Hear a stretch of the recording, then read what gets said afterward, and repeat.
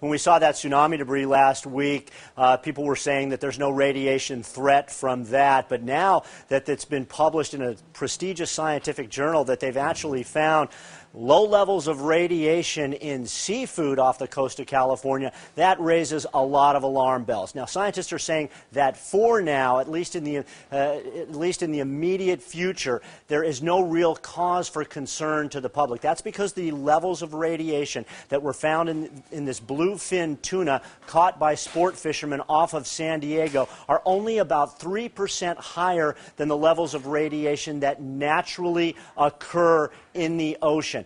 Also, those levels are far below what is considered safe to eat by both the Japanese and the United States government. However, they were very surprised by these findings because they thought that with the amount of time it takes for these bluefin tuna, these large fish, to travel from Japan to the west coast of the United States, that the radiation would have dissipated by then. And clearly, it has not, Suzanne.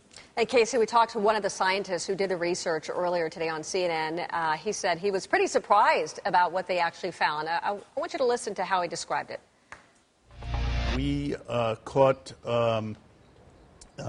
15 bluefin tuna off San Diego in August 2011 and dissected them and analyzed their muscle tissue for cesium, radioactive cesium, knowing that these isotopes were released from Fukushima. And we were quite surprised to find that these bluefin carried these, both of these radioisotopes, cesium-134 and cesium-137, to waters off California. So, Casey, I imagine people are probably thinking I shouldn't be eating bluefish tuna at this point. Well, there's probably people who are thinking that, but we should point out that most of the bluefin tuna that is consumed in the United States is actually farm-raised Atlantic bluefin tuna. What we're talking about here is Pacific bluefin tuna, wild-caught by recreational fishermen. We should also point out that even when that tuna was off the coast of Japan, right after the Fukushima accident happened, the levels that were found when it was in Japan were below those considered safe for human consumption.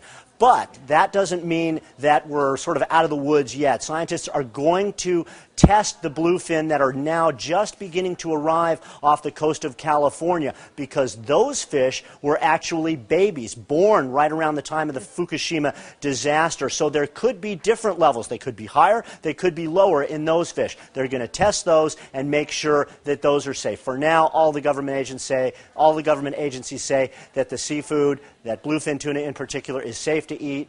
Even one of the scientists who conducted the study said he wouldn't hesitate to eat bluefin right now.